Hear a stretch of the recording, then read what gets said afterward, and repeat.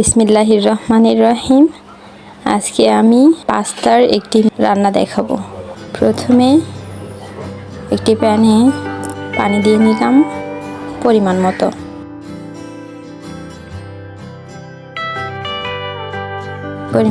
পানি দিয়ে নিয়ে চুলাটা অন করে দিয়ে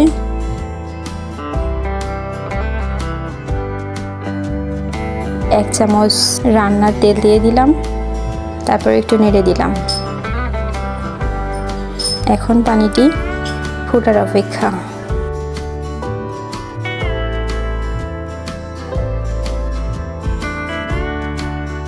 পানিটি অলরেডি ফুটতে শুরু করে দিয়েছে।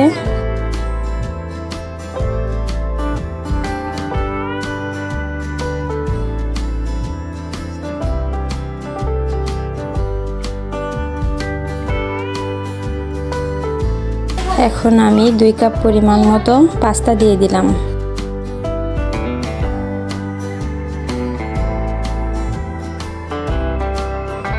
এবার 80% পর্যন্ত পাস্তাটি সিদ্ধ করে নিতে হবে।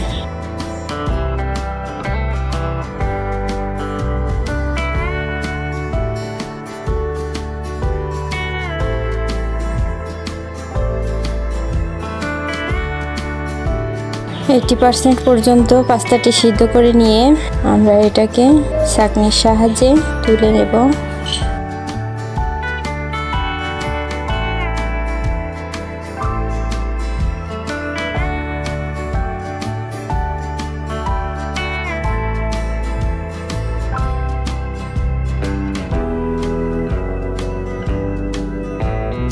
ভালো করে নেড়ে চেড়ে দিচ্ছি।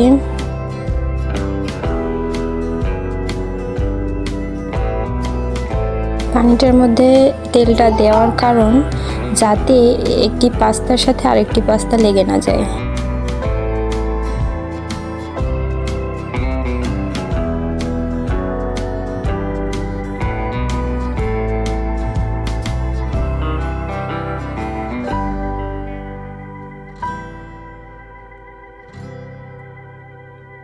চুলাটি অফ করে দিলাম।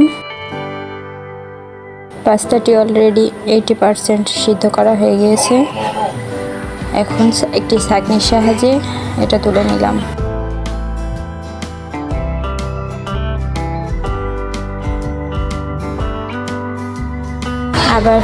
আবার প্যানটি বসিয়ে দিলাম, চুলাটি অন করে দিলাম।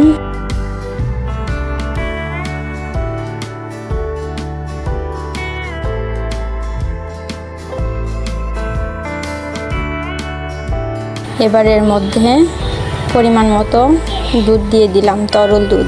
এটা ইচ্ছে মতো দেওয়া যায়, কেউ কমিয়েও দিতে পারে, আবার অনেকে বাড়িয়েও দিতে পারে, নিজের স্বাদ মতো ইচ্ছে মতো। এরপর এর মধ্যে 2 চামচ মতো গুঁড়ো দুধ দিয়ে দিলাম।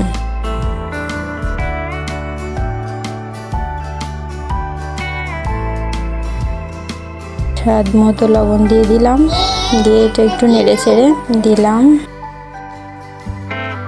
এবার দুধে বলক চলে এসেছে।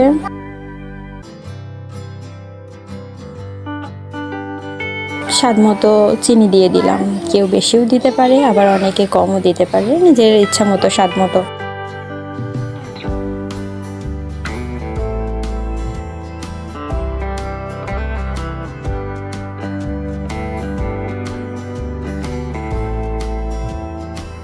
দুধটা আস্তে আস্তে ঘন হয়ে আসছে।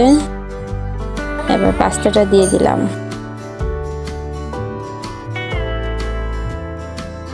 কিশমিশ দিয়ে দিলাম।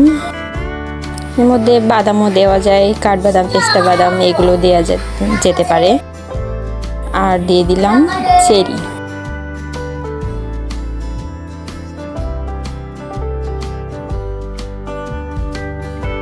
ভালো করে নেড়ে ছেড়ে দিলাম। এবার একটু সিদ্ধ হয়ে আসলে এটা কমপ্লিট হয়ে যাবে। এবার নামিয়ে নিলাম। পরিবেশন করার জন্য উপরে একটু চেরি ছিটিয়ে দিলাম, যাতে দেখতে অনেকটা সুন্দর দেখায়। হয়ে গেল মজাদার একটি পাস্তা রান্নার রেসিপি।